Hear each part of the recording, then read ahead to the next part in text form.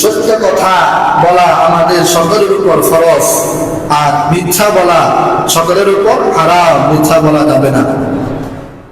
এখন আমরা কয়েকটা মিথ্যা কথা বলে থাকি যেগুলো সমাজে অহরহ থাকে। এক নাম্বার, যে আমরা কখনো এমন হয় মানুষকে হাসানোর জন্য গল্প গুজবে মিথ্যার সমাহার, মিথ্যার চলতেই থাকে, অনবিরাম মিথ্যা চলতেই থাকে, বন্ধই হয় না। কেন বলি? যে একটুখানি গল্প মজমাকে জমজমাট করার জন্যে, একটু গল্পটাকে আরো ভালো করার জন্য আমরা মিথ্যা বলি। তো আল্লাহর নবী কি বলতেছে? নবী বলেন, ওয়াইলুল লিল্লাযী ইউহাদ্দিসু বিল হাদিস, ধ্বংস সেই ব্যক্তির জন্য যে ব্যক্তি মিথ্যা বলে, লিয়ুযহাকা বিহিল কওম, মানুষকে হাসানোর জন্য, মানুষকে হাসানোর জন্য যে ব্যক্তি মিথ্যা বলে, ওয়াইলুল লাহু, তার ধ্বংস হোক, ওয়াইলুল লাহু, তার ধ্বংস হোক। নবীজি বদদুয়া দিচ্ছেন যে মিথ্যা বলে তার ধ্বংস, তিনবার বললেন যে মিথ্যা বলে সেই ধ্বংস হোক, মানুষকে হাসানোর জন্য যে মিথ্যা বলে সেই ধ্বংস হোক, সেই ধ্বংস হোক। এটা আমাদের মধ্যে অনেক সময় হয়ে যায়, আমরা একসাথে বসলে আপনার গল্প গুজবে আড্ডা মিথ্যা বলে ফেলি। এই কাজ থেকে আমাদেরকে বিরত থাকতে হবে। দুই নম্বরের আরেকটা মিথ্যা কথা আমরা বলে থাকি, ছোট বাচ্চাদেরকে আমরা কখনো যদি তারা কান্না করে বা তাদেরকে যদি কখনো আমরা কাছে টানি, তখন আমরা বলি এদিকে আসো, অমুক জিনিস তোমাকে দেব, কিন্তু পরে আর তাকে এটা দিই না। এটা তো বাস্তব। ছোট বাচ্চাদেরকে আমরা অনেক সময় ডাকি, এদিকে আসো, এটা দেবো ওটা দেবো, কিন্তু পরে আর দিই না। তো একটা হাদিস শুনি আমরা, হযরত আব্দুল্লাহ ইবনে আমির বলেন, আমি অনেক ছোট ছিলাম, আল্লাহর নবী আমাদের বাড়িতে আসলেন। নবীজি এসে দেখেন আমার আম্মা আমাকে ডাকছেন, হে তুমি এদিকে আসো, আমি তোমাকে কিছু দিব। নবীজির সাথে সাথে আমার আম্মাকে বললেন, তুমি তাকে কি দিবে?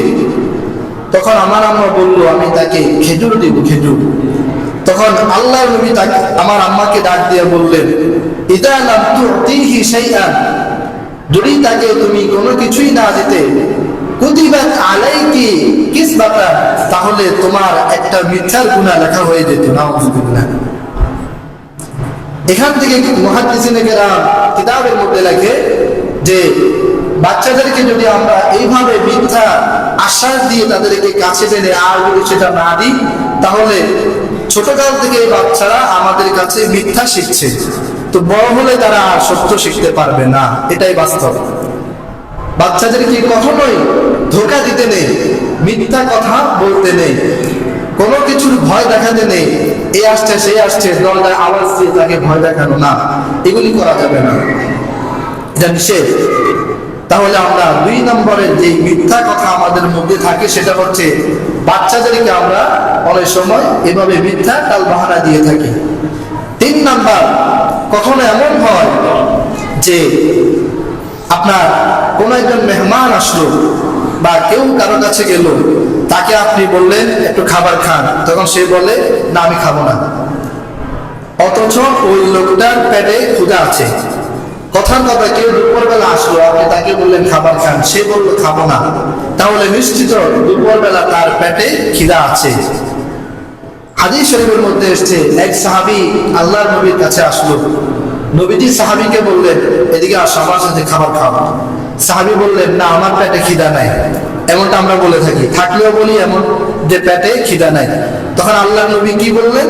নবীজি বললেন লা তাজমা'না জুআন ওয়া কাযিবা, হে সাহাবী কখনোই পেটের মধ্যে ক্ষুধা আর মিথ্যাকে একসাথে করবা না।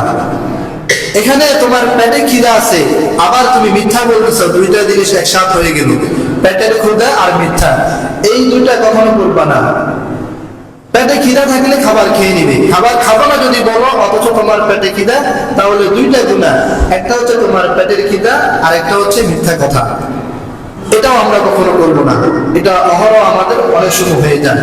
এই তিনটা কথা বললাম। 4 নম্বরের মিথ্যা কথা আমাদের অনেক সময় হয়ে যায় দোকানে গেলে। দোকানদার এই জিনিসটাকে কিভাবে ক্রেতার কাছে পৌঁছে দিবে, এর জন্য দুনিয়ার কত কথা সব সাপ্লাই দেয় 1 মিনিটের মধ্যে, অনেক দ্রুত বলতে পারে। এত সুন্দর মিথ্যা বলতে পারে যেটা কল্পনাও করা যায় না, এটা অনেক সময় হয়ে যায়। তো নবীজি কি বলতেছেন? আল্লাহর নবী বলেন ওই সমস্ত কিয়ামতের ময়দানে আল্লাহ পাক তিন ব্যক্তির দিকে ফিরে তাকাবেন না। তার মধ্যে 3 নম্বর ব্যক্তি হচ্ছে মুনাফিকুন, ওই সমস্ত দোকানদার ব্যক্তি যারা মিথ্যা কথা বলে তাদের পণ্য বিক্রি করে। আপনার পণ্য যদি ভালোই হয় তা আপনি মিথ্যা কেন বলতে হবে? যদি মিথ্যা বলেন এটাই বোঝা গেল পণ্য আর ভালো না, পণ্য ভালো না বিধায় তো আপনাকে মিথ্যা বলতে হচ্ছে। মোহতারাম হাজিরিন, 4 নম্বর আমাদের যে গুণাটা হয়ে যায় মিথ্যা কথা, সেটা হচ্ছে যে দোকানে আমরা অনেক সময় এভাবে মিথ্যা বলি যে এটা কত টাকা, এই ধরনের নানান কথা বলে মানুষকে আমরা ঠকিয়ে দিই। না, এটা করা যাবে না। আপনি ভালো পণ্য রাখেন, সত্য কথা বলেন, ভালো লাভ হবে আপনার। আর ভেজাল পণ্য রাখবেন, লস হবে, মিথ্যাও আপনাকে বলতে হবে। তাহলে এই গেল 4 নম্বরের মিথ্যা কথা। 5 নম্বরের মিথ্যা কথা যদি আমরা অনেক সময় আমাদের বলা হয়ে যায়, সেটা হচ্ছে মিথ্যা সাক্ষী। কেউ একজন আপনার কাছে এসে ওরা একটা কথা বলল, আর আপনি সাথে সাথে তার কথাকে বিশ্বাস করে যার ব্যাপারে বলল তার উপর চড়াও হয়ে গেলেন, এটা নিষেধ।